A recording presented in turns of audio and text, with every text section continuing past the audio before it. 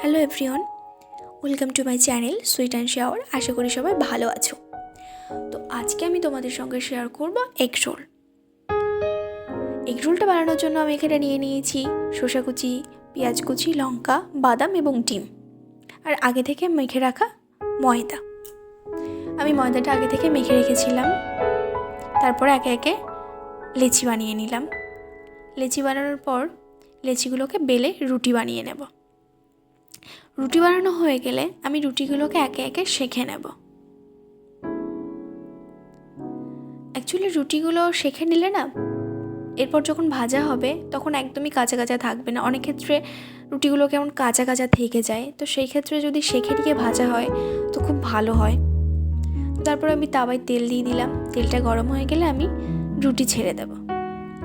রুটিটাকে ভালো করে ভেজে নেব, এপিট ওপিট করে একটু লাল লাল করে ভেজে নেব।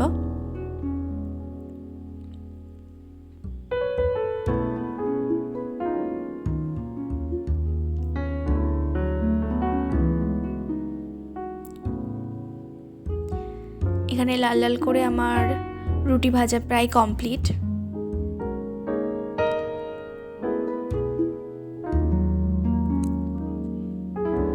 তার মধ্যে না আমি একটা কাজ করেছি, ডিম দিয়েছিলাম, সেটা তোমাদের সঙ্গে শেয়ার করার হয়নি। অ্যাকচুয়ালি ভিডিওটা নিতে ভুলে গেছিলাম আমি।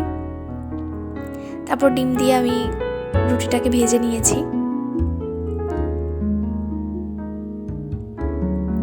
তারপর আমি রুটিটাকে নিলাম, নিয়ে একে একে এর মধ্যে অ্যাড করব শসা কুচি,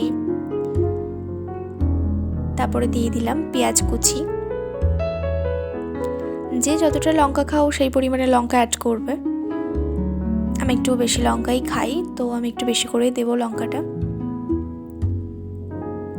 তারপর আমি দিয়ে দেবো এখানে বাদাম।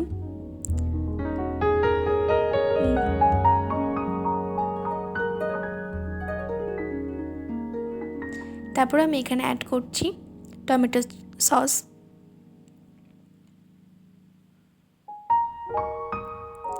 ব্যাস, আমার রেডি হয়ে গেল এগ রোল। কার কার এগ রোল খেতে ভালো লাগে অবশ্য কমেন্ট করে জানিও।